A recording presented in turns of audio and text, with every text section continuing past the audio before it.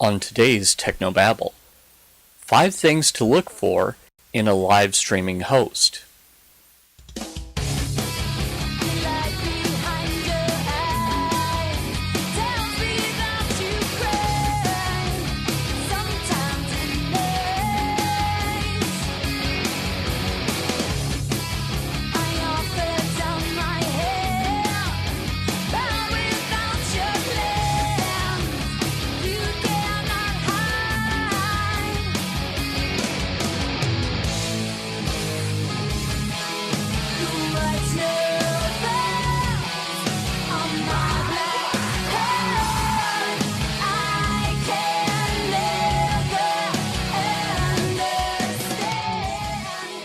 This is Tech No Babble, your weekly source for church video and graphics news, perspectives, tips, and tricks. And now here's your host, Paul Clifford. Hey everyone, and welcome again to another episode of Technobabble. I am your host, Paul Allen Clifford, and I'd love for you to join the conversation. So head on over to trinitydigitalmedia.com/contact. There you can leave your feedback, comments, concerns, questions, what have you. There's also, it also has the list of my contact number if you'd like to leave me a good old-fashioned voicemail, or you could just leave a comment right there, or drop me a line on the email, paul@trinitydigitalmedia.com. In addition, I am on Twitter, of course, and that Twitter handle is Paul Allen Cliff, PaulAlanclif. Well, before we get started, I do want to talk about just a couple of things just to get them out of the way. The first, I know that today we're talking about live streaming, and this is not a paid program. These are just some things that, in my experience working with a few different companies, I've found some things that I like and some that I don't. And so I just wanted to share those with you. And I will recommend my personal host, churchstreaming.tv. Now, churchstreaming.tv provides free unlimited bandwidth, and that is, well, it's unlimited with the $99 a month plan, which is the plan that most churches qualify for. It's churches under 1,000, I think, qualify for that plan. It might be 2,000. I'll have to look that up just to be absolutely sure. But that means that there are no surprises at the end of the month. If you have the blessing of a lot of people online watching your church service, that's a blessing. It's not a curse. And that's one thing that I want to encourage people to think about. Occasionally I'll hear someone say, no, I want to get someone that is like $75 a month plus bandwidth, because we have hardly any people showing up for our stream. And I say, so you're hoping you don't get better?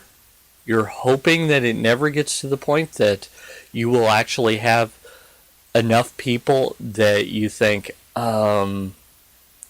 it's bad that I went for the limited account. I should have gone for unlimited, and that's why I recommend that to you. It's the same way as with podcasting, which, by the way, churchstreaming.tv does video podcast your services for you. So you can set it up to where when you're done, you can set it up, no problem.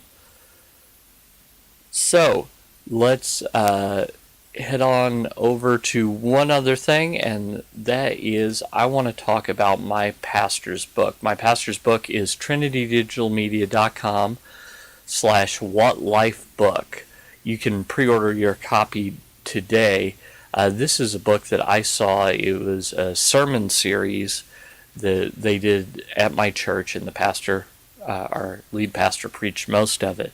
But I've also heard additional chapters read from it, and it's going to be great. Now, this is put out by Tyndale, so it should be available here in the next couple of months, but you can pre-order it right now, and I think I would encourage you to do just that. So, let's get on to the topic for today, shall we? Okay, so I wanted to talk about 5 things that you can look for in a live streaming host. And these are just things that I've noticed as I've been going through using different hosts, trying out YouTube. I actually started with Ustream, and then I just couldn't get it to work right. Then I tried a couple of others, including the one I use now, and also YouTube. And there were some gotchas that I just want you to be aware of. So the first thing I've already talked about is unlimited bandwidth. I think that you want the bandwidth just to be taken care of so that you know that everybody that shows up, you're not having the thought, oh no, the bill's going to be huge. As Chris in the chat room is pointing out, depending on the service you go with, if they charge metered bandwidth, 20 or 30 people could boost up your bill huge. Just 20 or 30. And that could be a big problem at the end of the month when you say, well, I thought I was going to save some money, and now instead of $85 or $90, it's $200. When you could have gotten a flat rate bandwidth price. So there are services out there that do that, and that's what I want you to look for, is a service that does exactly that, so that every new person is a blessing, not a curse to you, because that's really what you want. You don't want to bet against your own success. I just don't think that's a very good strategy at all. So it's the same as with a podcast. Occasionally I'll tell people that they need a media host for their podcast bandwidth, and they'll say, no, I've never had any problem. So you're hoping that you don't get popular enough where you would have a problem? I don't understand that. So I don't want you to hope that you don't get big enough.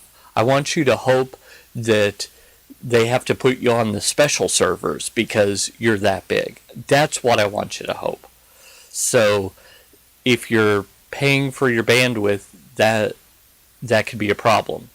If you're not, if it's just unlimited for the pricing tier, then that's not an issue, and that's why I suggest that. Secondly is a single embed. YouTube has this problem, and so I'm going to call them out on it. Even though this video will be on YouTube, their idea of live streaming is that each event is special and unique. It's not that you're doing the same thing week after week. So streaming for the Super Bowl makes perfect sense. You would have a special Super Bowl page. You would embed that. No problem. Streaming for a weekly church service where you want people to go to the same website page every single week, that's a problem, because the embed follows the particular video, not the entire series or the entire overarching organization. So again, going back to our football metaphor, this would be like if the NFL had just the game of the week embed, and they just decided to put whatever the game of the week was on that same thing week in and week out. If they did it with YouTube, they would have to change the embed code every time. So that's extra work, and it's extra work that's not necessary. And I know some people have said, well, our church is really, really poor. Okay, well, how much is your time worth? How much is an extra step that you don't need to take worth? That's why I'm really concerned about that. Next, copyright issues. Now, in the church, we have a couple of hairy copyright issues. One is a live performance of music is considered fair use and not a violation of copyright. But streaming that live over the internet is. So, how do you get around that? With a license. The license that you should get is either the WorshipCast license, or CCLI also has an additional license above and beyond the CCLI license. And there are two of these. The one that you get depends on what kind of music you're going to do. Now, if you only do hymns, you never do anything written in the last 70 years or so, you're fine. But the moment that you have a special music or an anthem that is written in the last 70 years, that's where you have a problem. And even traditional churches tend to do those for special occasions, Easter cantatas, that sort of thing. So, if it's only stuff that would normally be covered by CCLI for the lyrics projection or to make photocopies, that sort of thing, then CCLI's streaming license is what you need. But, like my church, sometimes you might want to use a song that would not be covered by CCLI. Maybe there is something you're trying to call out in the culture that is wrong that you want to address, or maybe it's something that God is clearly working in the culture in this area because these people are they've just espoused good values, maybe by accident. You don't know. I read a book where the guy that wrote it was not a Christian, but he was espousing very traditional Christian marriage values, and his reasoning for those were very secular. So in that case, I believe that God was working in him to reveal something that is in the Bible that a lot of people have rejected in recent years. So if you see a song like that you want to sing, then you need the other license, the WorshipCast license. I believe that's what it's called. And it also includes secular music. Now there might be songs you would never touch with a 10-foot pole, but if you have one, it's worth knowing that you're covered. It's like, would you pay an extra few bucks to know that you're not going to get sued? Oh, guess what? You can do that. So we have these licenses, but YouTube doesn't recognize the license.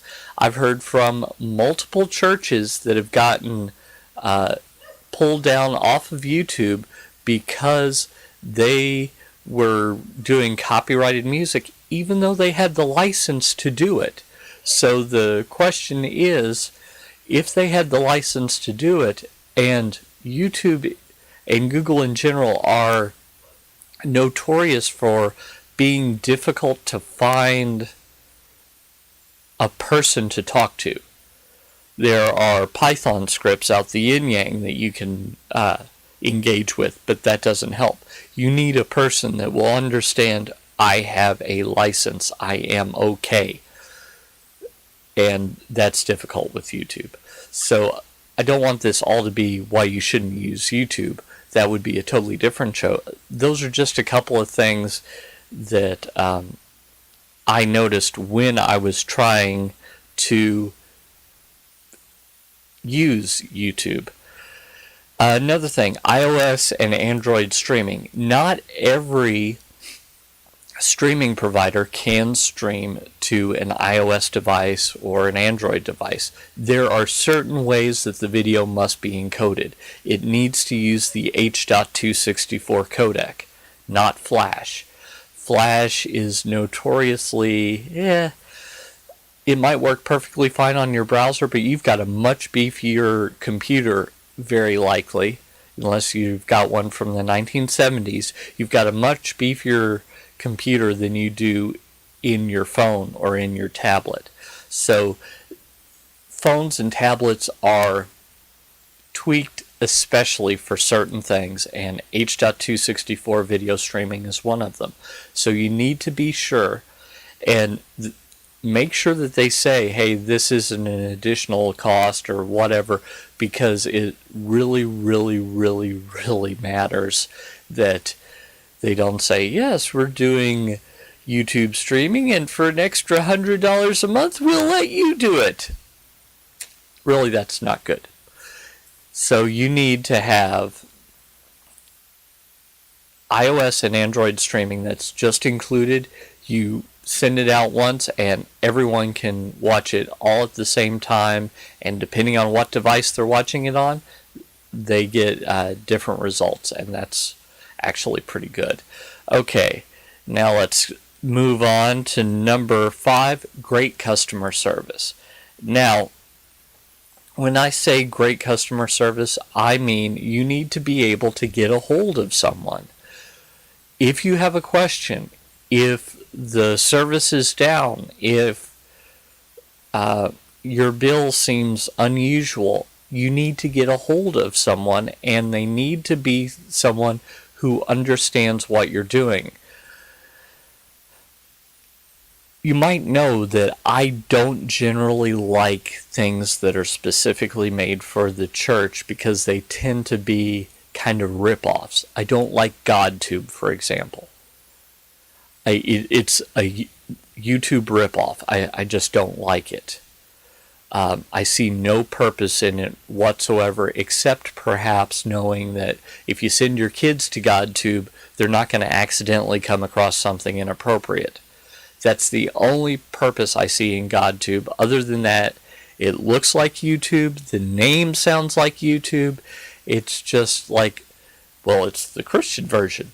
You know that I don't like those. But there is something to be said for streaming providers that have worked in the church market.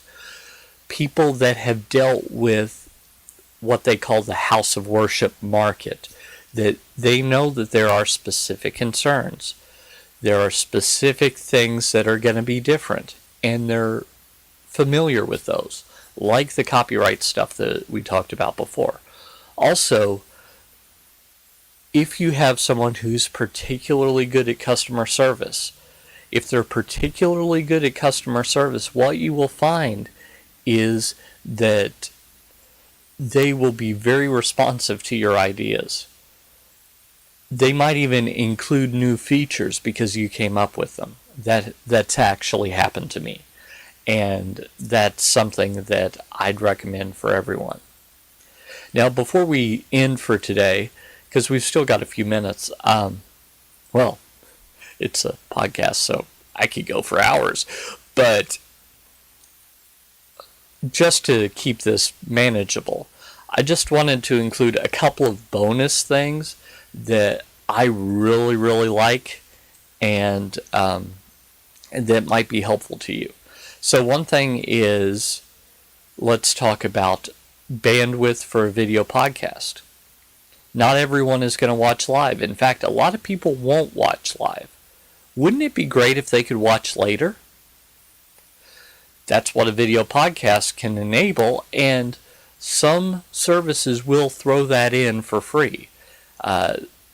They'll have the video up for replay. That's pretty standard, that you can say, hey, when the service is over, just throw that video up and have it for replay whenever someone wants it. But another thing is they could make it so that it's easy to download, and so someone could subscribe. When they subscribe, they get it automatically, and that's really, really powerful. They don't have to remember to go back. Let me give you a perfect example. Since I'm at my church's campus every week generally, I don't subscribe to the video podcast, the audio podcast, anything like that. But I do go from time to time to watch elements that I missed if I got there late, or to watch the sermon if I was out of town for the week and couldn't watch it live. Well, I was out of town a couple of weeks ago doing a freelance thing, and it looks like I've got one coming up in a couple of weeks as well. And since I was out of town, I missed the message. I keep meaning to watch the message, I just haven't gotten around to it. Whereas if it was video podcast and it was downloaded directly to my iPhone, I could watch it when I'm, at the orthodontist's office waiting for my daughter to get ready. That kind of thing. So these are important pieces of the puzzle that would be very nice to have. Another thing that I've noticed, and I want to welcome everyone who's watching this way, is that I started a Roku channel. It was actually approved by Roku. I was working on it all through November. I think I actually started in October, submitted it in November, and it got approved on my birthday, December 19th. So I thought, well, I'll get 5 or 6 new people. No, double what I was getting. So the Roku app is actually an untapped market that a lot of churches just aren't capitalizing on. So those are just a couple of things that I really, really like as bonuses. Something else that I heard someone ask for that I'm not sure how I feel about this, and that is DVR capability while the message is going on. Someone asked on one of the forums that I'm on, hey, do you know of anyone that has this? And while I see the advantage in that if they get there a half an hour late, they can go back and they're only a half an hour behind, from a chat perspective, because a lot of church services have a chat window where people can ask questions or discuss things, etc. From that perspective, if you're referencing something that happened a half an hour ago, people might get lost and not know what's going on. If you forget, oh, I'm a half an hour behind, and you go, oh, why did you do that? And the pastor just opened the Bible, they're going to give you a much different answer than the question you were actually asking, which was, why did you play a U2 song? You see how those are totally different? So I don't know how I feel about the DVR service idea. I do like the idea of as soon as you're done with the service, the replay goes up and they can watch the replay. And a lot of church services, or a lot of live streaming hosts do that. But I'm not sold on the live DVR thing. So that's something else. Another something that is nice to have, and this is something, if you go to churchstreaming.tv anytime that I'm not streaming live, like I am now at 11:23 a.m. Eastern Time on Thursday, January 30th, 2014, had to be very clear. If you go any other time, so normally I stream between 11 and 12 during that area, and I try and let people know if there's a delay or anything, you'll see old shows playing constantly, and that's something that I like. Now, something that I might add to the mix is I might add some commercials, but like stuff to help people find other shows.